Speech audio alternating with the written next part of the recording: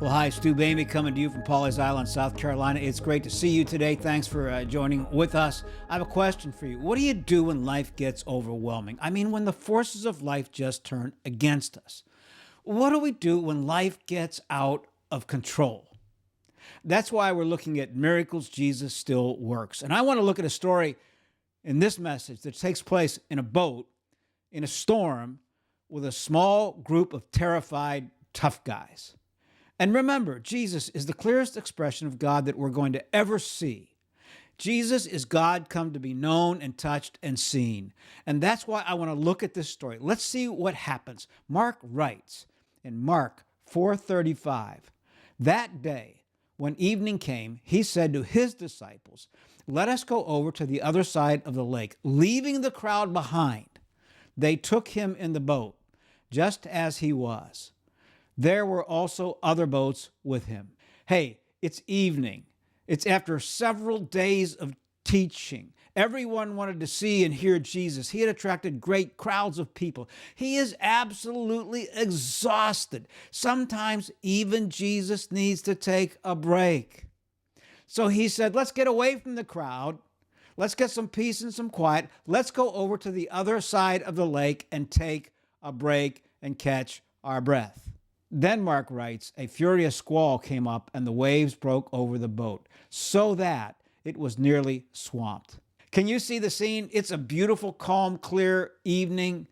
The candlelight of the villages dot the shoreline of Lake Galilee. There's a fresh breeze. They launch out. Jesus lies down with a pillow in the stern of the boat and he quickly falls asleep. They're on Lake Galilee. It's a large body of water, 13 miles long, 6 miles wide, at the headwaters of the Jordan River.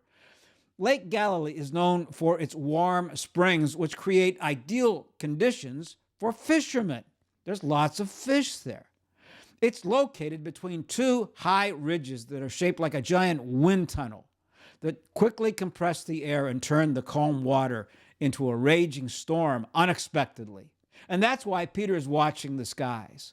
He's a seasoned fisherman. He knows everything about this body of water, and he doesn't like the look of things.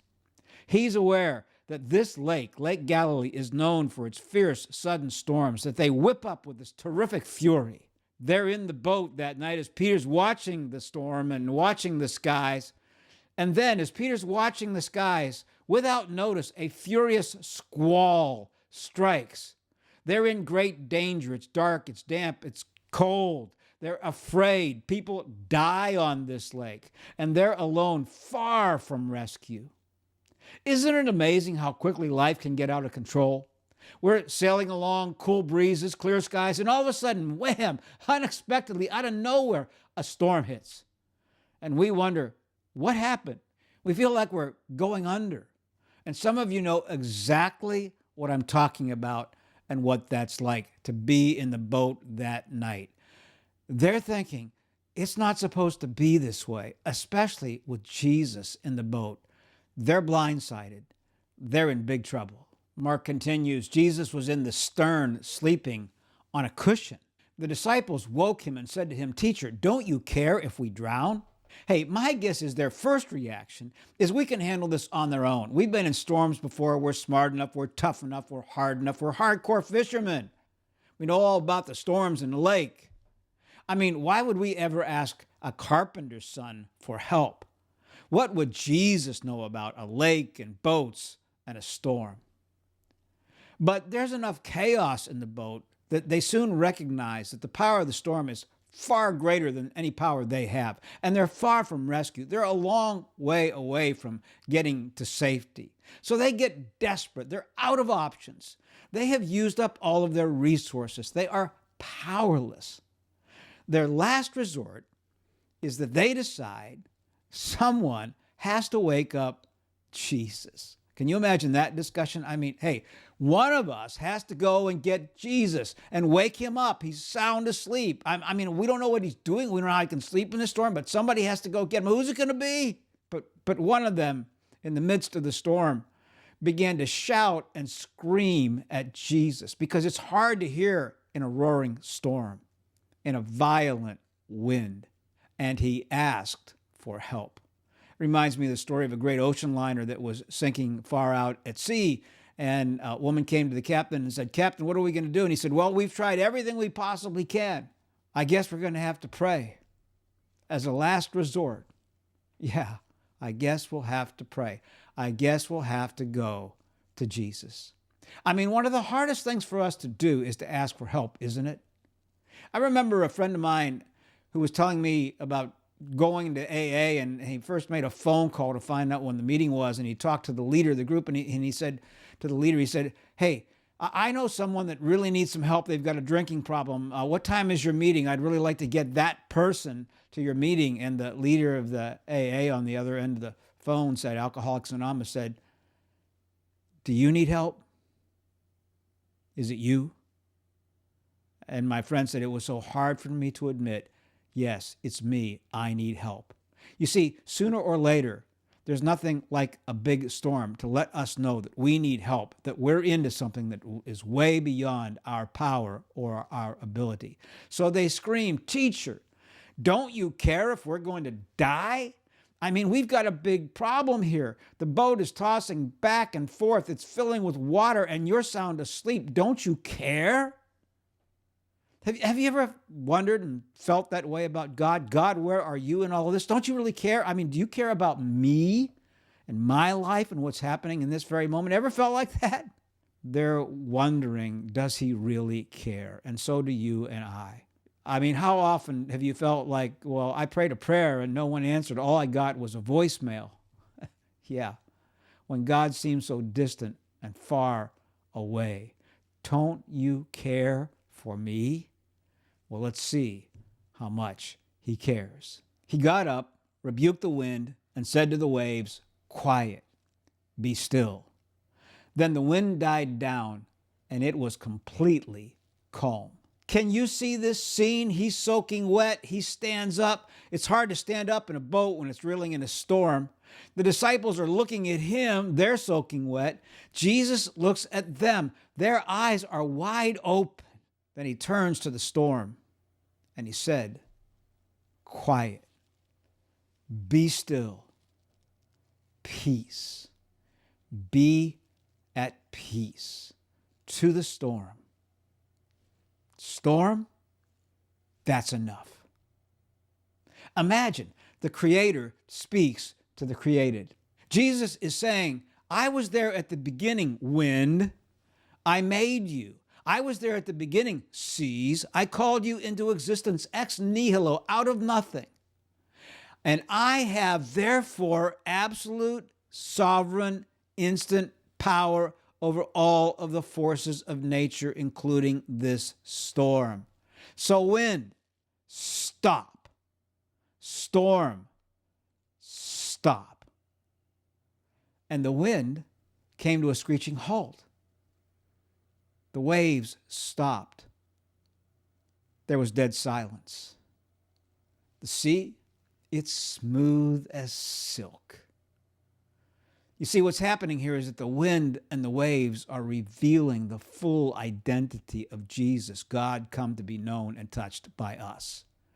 Jesus is the clearest expression of who God is that we will ever see in this life. He is God incarnate. In Jesus, we see the immanence of God, that he is near and present. He's in the boat, and the transcendence of God, that he's all-powerful, all-knowing, wholly other. I mean, what good would it be to have a God who's with us, who has no power, no mastery over the universe or our lives or what happens to us? But we have a God who's immanent and transcendent, all-powerful. I remember when my kids were young, when we would come home in the car, I used to tell them that I was all-powerful over the garage door, and I would quietly hit the garage door opener, and it would open up, "Open sesame," and they were convinced I had this supernatural power until I told them it was the garage door opener button that I was pressing. But I could never try to command the wind and the waves to cease and be still. Do you know, I think this is a miracle that has never, ever been reproduced by anybody other than Jesus. No human being has ever had this kind of power. It's unique to Jesus. It tells us He is God, that he is God authenticating his power, that he is in a class all by himself, that he outdistances all other religious leaders. Buddha, Confucius, Muhammad, they're not creators. We're not creators. And because we're not creators, ultimately, we don't have power over creation. But Jesus does. He said to his disciples, "Why are you so afraid? Do you still have no faith?" They were terrified and asked each other, "Who is this? Even the wind and the waves obey him." Do you see what's going on here? He asks them, "Why are you afraid? Don't you know who I am?" And their reaction is they become more afraid when they begin to think about who he is. Their fear intensifies. You think that they would be more at peace when the storm is over, but they're not. They're more terrified than in the storm. Their fear is magnified exponentially because they ask, "Who is this? Who are you?" They realize they are no longer in the presence of an all-powerful storm. They realize that now they are in the presence of an all-powerful God, and he is in the boat with us.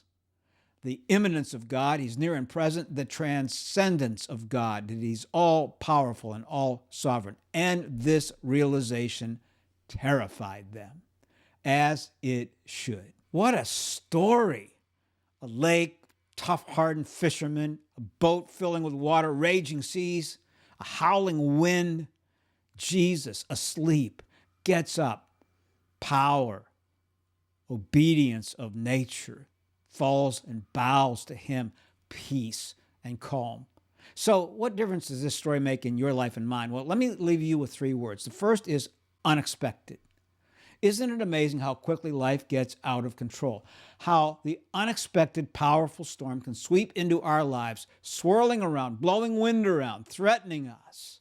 And when it does, our first reaction is, hey, I can handle this on our own. I mean, God really doesn't care about me, does he? Second word, help. It doesn't matter what storm we're in. What matters is who's in the storm with us.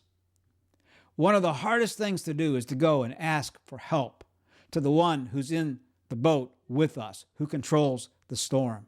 Sooner or later, there's nothing like a big storm to let us know we're not in control, and we're going to have to go and ask Jesus for help. So wake him up. Scream at him if you have to. Tell him your fears. We have someone that we can talk to that can tell the wind and the storm, our minds and our hearts, be quiet, be still. Speak to the raging forces within us. Because I think about this storm raging inside of me, in my inner core, and sometimes it gets out of control and just starts spinning around. 1 Timothy 1:7, "For God has not given us a spirit of fear, but of love and peace and a sound mind."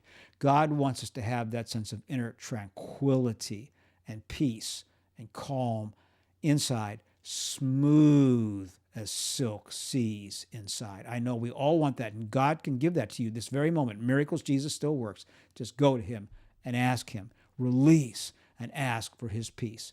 And 3, power. Jesus speaks to the storm. The storm knows who he is because his power is greater than the storm. The power of Jesus is greater than the power of the storm.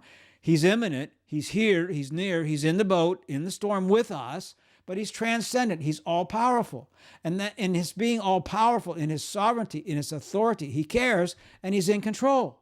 And when we see his power, when he says in our inner core, he says to you and me this very moment, peace, be calm, be still.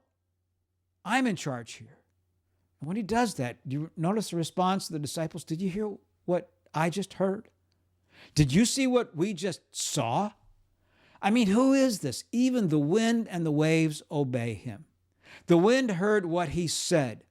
The sea heard what he said, and they obeyed. And how about you and me? Do we hear and obey him and listen to him when he says, I'm going to give you peace? Do we trust that? Do we make a decision to receive it, to let go of the past, to let go of the fears, to release whatever it is that's holding on to us, and obey, listen, and trust? Our imminent near present God, our all-loving God, is in the boat with us, comforting us, assuring us. Our transcendent, all-powerful God has a power greater than any storm in your life and mine. Jesus says to the deepest needs and parts of our inner being this very moment, be quiet, be still, I am with you. Go to him, tell him, scream at him, and when you do, you will know the miracles that Jesus still works today.